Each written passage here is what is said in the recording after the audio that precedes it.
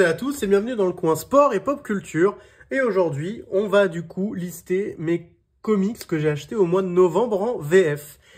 Et du coup, donc en VF, il y a eu le Black Friday, hein, donc il y aura pas mal d'occasions dans ce que je vais vous montrer, et des occasions vraiment très bien. Et en tout cas, très bonnes affaires. Et on va commencer tout de suite, sans transition, avec la première bonne affaire qui s'appelle Le Sauveur. Donc Le Sauveur, c'est un comics indépendant qui a été écrit par Todd McFarlane, donc l'auteur de Spawn.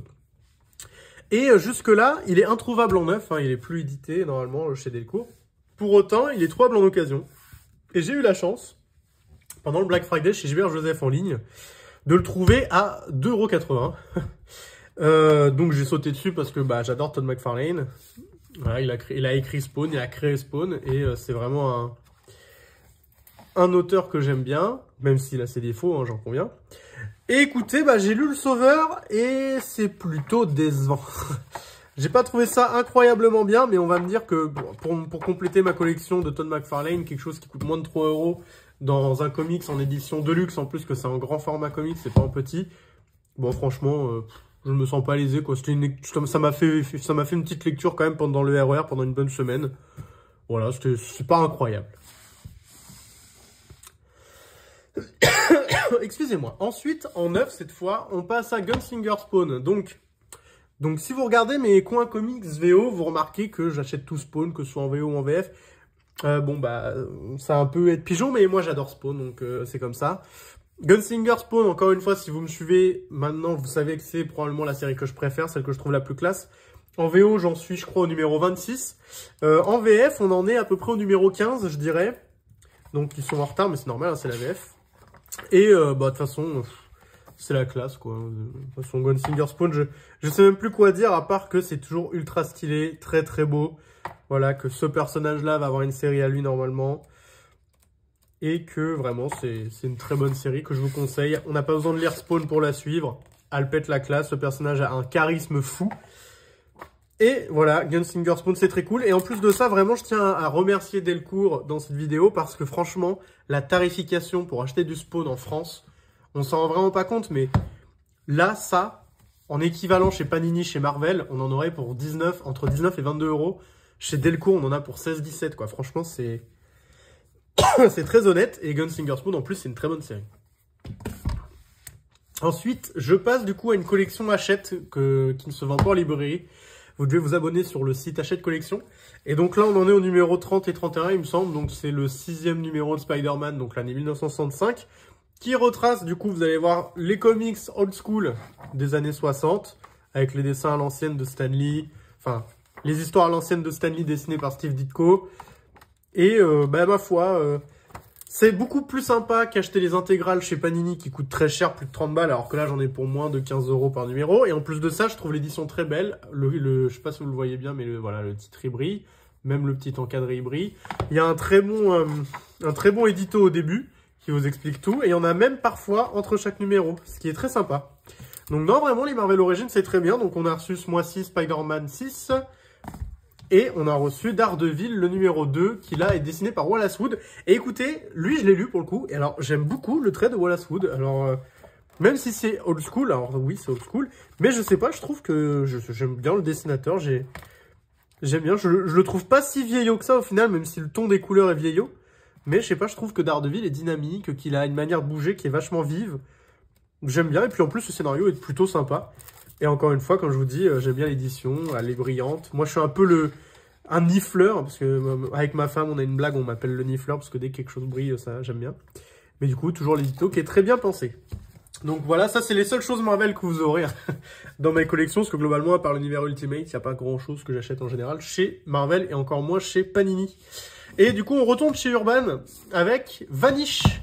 Donc Vanish qui est une série indépendante que je n'ai pas encore lue malheureusement, c'est vraiment pas bien, il est sur ma palle. Et c'est un numéro indépendant publié chez Urban Comics en France. Et encore une fois, comme le mois dernier, la tranche elle est colorée, c'est très sympa.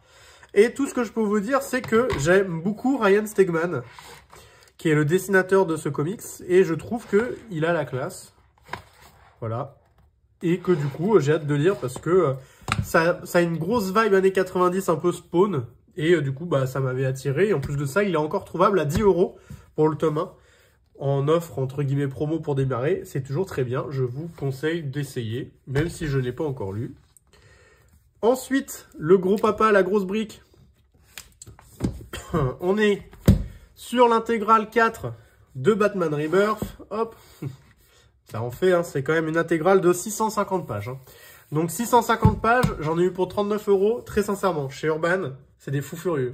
Il n'y a pas meilleur rapport qualité-prix que leurs intégrales où ils rééditent les anciennes séries Batman Rebirth, etc., etc.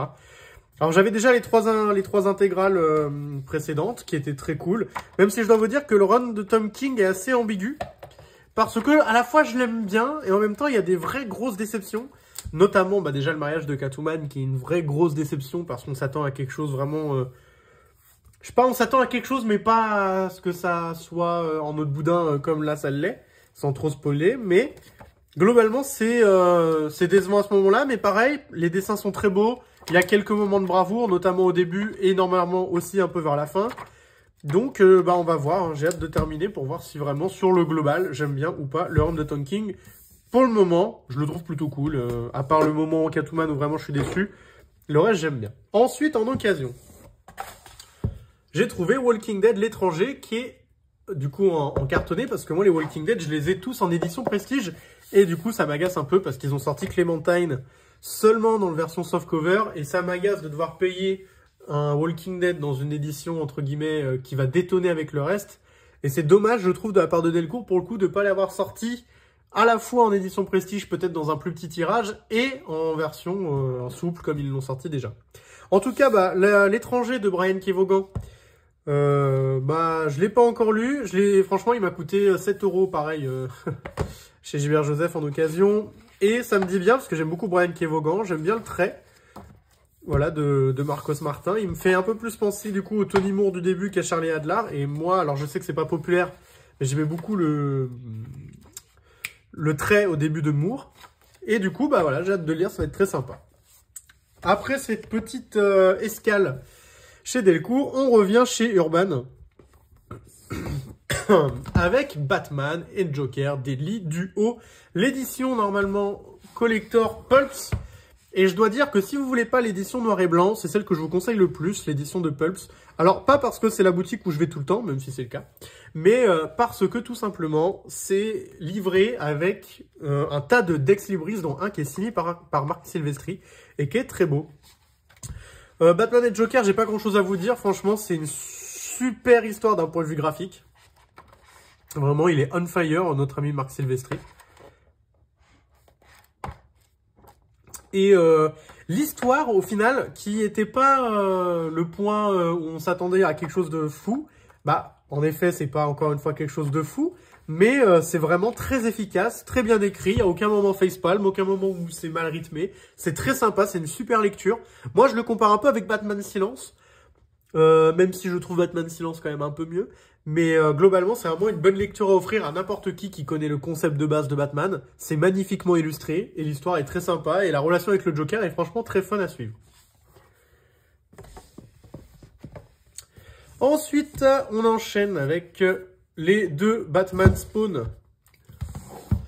Donc normalement, celui-là, je vais passer rapidement dessus. Il y a déjà une vidéo sur la chaîne, donc n'hésitez pas à y aller. Mais globalement, c'est très beau. Et moi, personnellement, j'aime bien l'ouvrage, la manière dont ça a été édité, excusez-moi. Et globalement, le fait d'avoir l'écrayonné, l'écrayonné, l'ancrage et la couleur. Moi, personnellement, je trouve ça très intéressant pour voir le mécanisme de création d'une BD. Mais bref, Batman Spawn récent, je vous invite à aller voir la vidéo pour avoir de plus amples détails. Sinon, Batman Spawn 1994, c'est l'ancien crossover du coup des années 90, vous en doutez bien. Et écoutez, moi je les ai déjà de façon en VO. Et là où je déteste, alors je déteste, c'est un peu dur. Et donc celui-ci, War Devil par Doug Munch, je sais pas comment on prononce, et Chuck Dixon, je le trouve franchement très médiocre. Vraiment très médiocre. Et c'est dommage parce que en soi, les dessins, je les aime bien, même s'ils font un peu vieillot. Mais vraiment, je sais pas, j'arrive pas à adhérer au concept de ce crossover-là. Et par contre, le second, celui dessiné par Todd McFarlane, le créateur de la série, et scénarisé par Frank Miller, celui qui a fait notamment Sin City ou Batman The Dark Knight Rises ou Daredevil. Là, par contre, vous voyez, j'aime beaucoup. Donc voilà, il y a encore des pages en noir et blanc à la fin. Je crois que c'est celui de... C'est ça, de Klaus Johnson. Et donc, bah moi, écoutez, globalement, je vous conseille d'acheter les deux. Franchement, c'est des lectures sympas. Et puis en plus de ça, c'est collector à avoir dans sa collection les Batman Spawn. Mais c'est vrai que le 94, pour moi, est un peu moins fun, même s'il est important pour le... Dans le lore de Spawn, ce qui se passe à la fin de Batman Spawn 94 est important. Alors que, à l'inverse, dans le Batman Spawn récent, pas trop. Ensuite, j'enchaîne avec Wildcats. Comment est-ce qu'un fan invétéré des années 90 comme moi, avec Spawn, avec les années Ultimate, etc., comment je pouvais ne pas me reprendre Wildcats de Jim Lee? Donc, Wildcats, c'est quoi? Bah, c'est globalement Jim Lee qui fait des X-Men, mais en dehors de l'univers Marvel, et avec des personnages beaucoup plus dark, beaucoup plus durs, beaucoup plus violents. Ça donne quelque chose de très classe dans le dessin, de pas très classe au niveau du scénario, parce que c'est globalement très prétexte au bim bim boum boum, mais par contre, c'est le cas globalement que sur ce premier volume, je trouve. Parce que dès le volume 2, c'est beaucoup mieux, et après vous avez le volume Évolution avec d'Alan Moore, qui est beaucoup plus sympa d'ailleurs de manière dans le scénario. Donc là, je vous montre les deux numéros de Wildcats, voilà, qui sont vraiment super cool. Je vais essayer de vous montrer rapidement. Voilà, ça la classe. Ça la classe. Et dans le numéro 2, comme vous pouvez le voir, il y a Chris Claremont au scénario. C'est peut-être pour ça que ça commence déjà à devenir mieux dès le départ. Et encore une fois, on tourne la page. C'est la classe. C'est la classe. Et c'est la classe. Et je vous assure que je fais pas exprès. J'ai l'impression qu'à chaque fois que je tourne quelque part, c'est toujours super beau. Et encore une fois, Urban, super boulot d'éditorial. On comprend tout. Tout est bien écrit au départ pour tout comprendre. Vous voyez, je vais essayer de vous voir. Hop, une très belle intro. Hop, et on commence. Et donc voilà, on en a fini globalement pour les comics du mois de novembre, c'est déjà pas mal. Hein. Même si, encore une fois, comme vous pouvez le constater, il y a pas mal de choses que j'ai en occasion parfois qui sont pratiques. Et enfin, on termine avec... En soi, c'est une bande dessinée, mais je vous le présente quand même. Il n'y a vraiment que les mangas que je ne vous mets pas dans ces vidéos. C'est du coup, dans les deux éditions, la nouvelle BD de Florent Maudoux. Excusez-moi, du label 619, qui s'appelle Cloud. Alors, c'est vraiment très bien, Florent Maudoux, celui qui a fait Freak Squill. Alors, il y a l'édition classique qui, du coup, est en couleur, comme vous pouvez le voir. Et l'édition ici, limitée noir et blanc, avec un super dessin à l'intérieur. Il est sublime. Et, du coup, la suite en noir et blanc. Donc, bon, le noir et blanc, il est un peu collector limité, donc je ne sais pas si vous le trouverez, donc c'est pas le plus important à vous montrer. On va vous montrer surtout la version couleur, pour vous montrer que c'est très, très beau. Que c'est de la BD, en effet, faite par un Français, mais que ça a vraiment la classe. Les dessins, l'univers, le lore, tout est très bien expliqué, vous voyez, éclaireur. Enfin voilà, les dessins sont tantôt dark, tantôt lumineux. L'univers est vraiment très bien découpé, enfin très bien dessiné, très bien représenté. Moi vraiment, si vous pouvez tenter l'aventure Cloud, je vous le conseille franchement. Une BD comics français, moi c'est vraiment quelque chose que j'aime, même si j'aime pas le concept de comics français, pour moi c'est une BD. Mais vraiment, c'est très sympa, je vous le conseille. Et pour terminer, quoi de mieux qu'un français, Cocorico. Je vous dis à la prochaine. Passez une bonne matinée, bonne journée, bon après-midi, bonne soirée selon le moment durant lequel vous regardez cette vidéo. Bonne lecture à vous tous. Tchuss!